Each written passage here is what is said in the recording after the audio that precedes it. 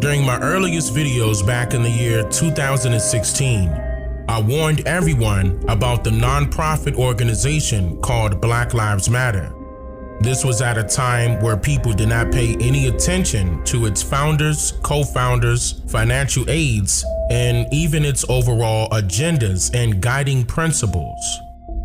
On the original Black Lives Matter website, before it was just recently changed, I pointed out how you were able to click on a tab labeled Guiding Principles, which would then take you to another page filled with square-shaped black and yellow colored sub-tabs, in which one of these tabs labeled Black Families stood out to me the most. By clicking on this tab, it gave a statement saying, quote, "We are committed to making our spaces family-friendly and enable parents to fully participate with their children. We are committed to dismantling the patriarchal practice that requires mothers to work double shifts, that require them to mother in private, even as they participate in justice work." End quote. Did you notice that there was no mention of a father, nor of a heterosexual male for that matter? And that's even throughout this entire original Black Lives Matter website. And did you also notice the avatar associated with this tab? 2 children figures and 1 adult figure equals a so-called black family? Are they promoting empowerment or complete separation here? And then it gets a lot deeper. I'm not no Black Lives Matter supporter. Like, you're not? No, absolutely. Why not? Because it's not our movement.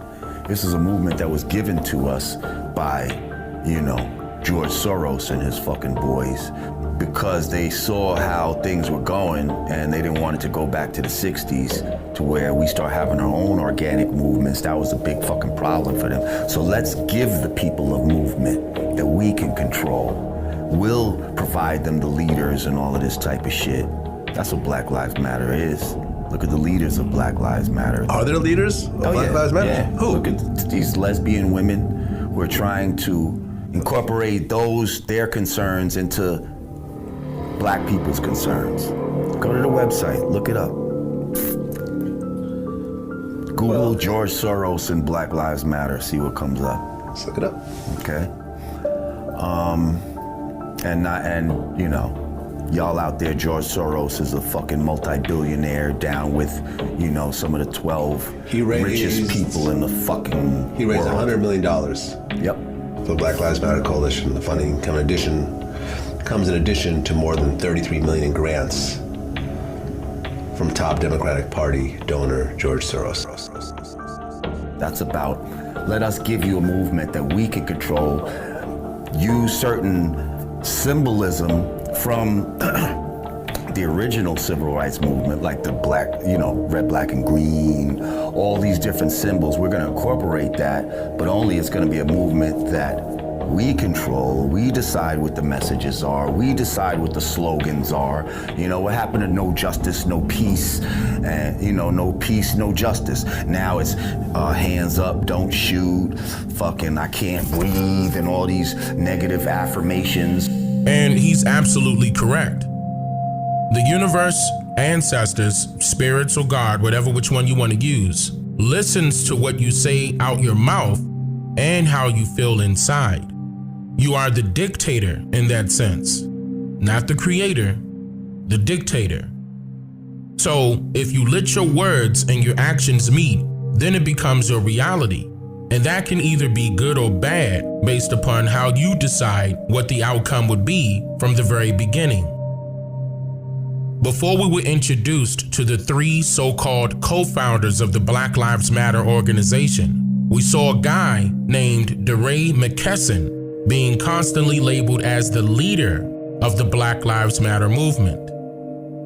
In June of 2016, DeRay's cell phone was hacked by the cyber activist group known as Anonymous, and they publicly posted all of DeRay's private Twitter conversations with Jonetta Elzie, another protest organizer, about their plans to literally disrupt then presidential candidate Donald Trump's campaign rallies to cause a stir that will bring about martial law, causing Barack Obama to stay in office as president for a third term.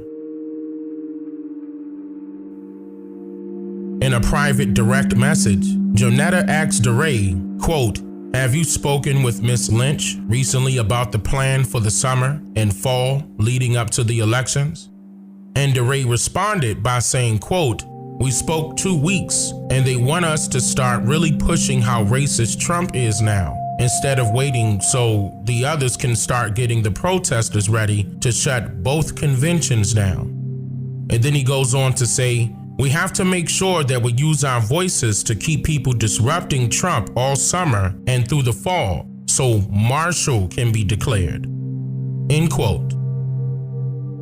The lady that they were referring to as their contact was the U.S. Attorney General at that time, Loretta Lynch of the Democratic Party. But I had my phone hacked, so I'm on a panel and I have 2 phones. And one phone is like, "Please activate your phone." And I'm like, I've never seen that before. Like, please activate. So I turn it off, turn it back on. And what it came out to is that if you have Verizon, the last 4 digits of your social is your PIN for your Verizon account. So somebody hacked, got my social. They called, they changed my SIM card over the phone, which I didn't know you could do. And then they reset all my passwords so that the like code to go back into your account goes to a device they can control. And then it takes me like all day to get back in my phone. You know, it's just like, it's a nightmare. Isn't it quite odd?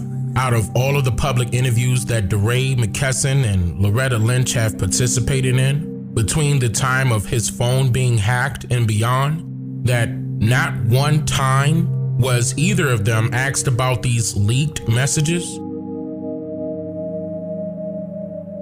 And speaking of the Democratic Party, did you know that the KKK was a political creation of the Democrats? Oh, and here's another thing I wanted to point out.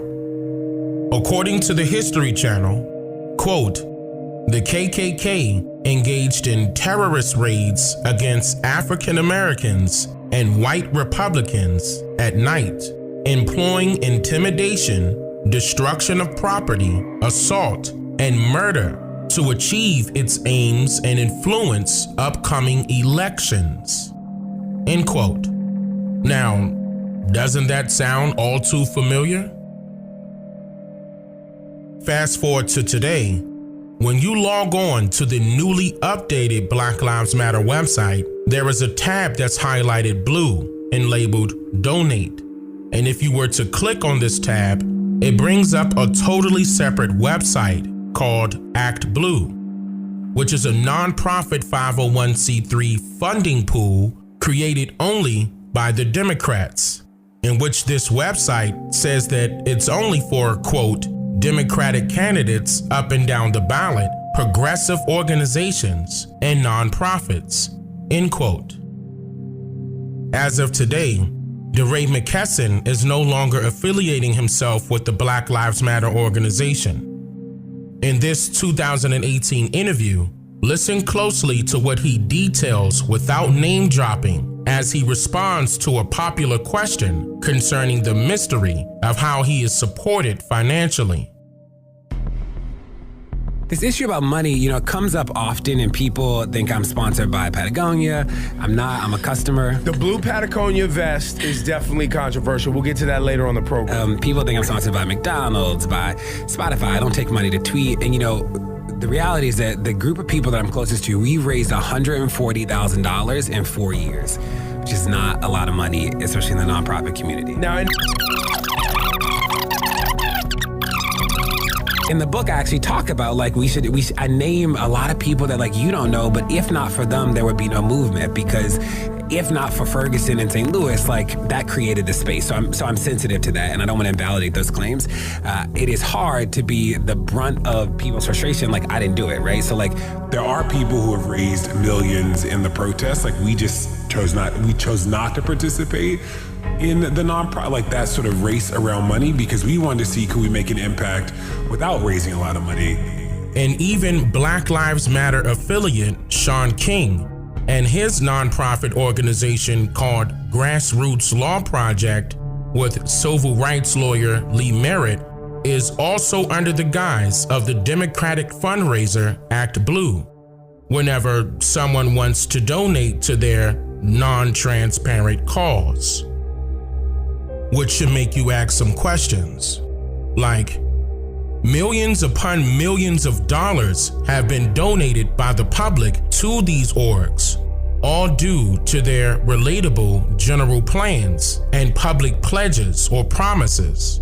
But where exactly does all of this donated money go after it's accepted by ActBlue on behalf of these organizations? Why are these organizations not so transparent when it comes to the usage of the funds provided to them? Just a day or so after the video of George Floyd's murder went viral everywhere, you then began to see the hashtag Black Lives Matter trending on every social media site, from your favorite celebrities to Democratic politicians to government officials to even famously known large corporations were all using the hashtag. Was this all done in order to bring attention towards the issue of police brutality and the unfair treatment of the indigenous Nijis of Turtle Island? Or was this all done to bring attention to these large corporations, politicians, government officials, and your favorite celebrities? A distraction is defined as a diversion that prevents someone from giving their full attention to something. But another essential definition of the word distraction is an extreme agitation of the mind or emotions, a mental distress. This is why the American public is easily manipulated and influenced by the compelling events that they see on television and all throughout popular social media sites, emotionally dividing the mindsets of the public under a false sense of racial equality.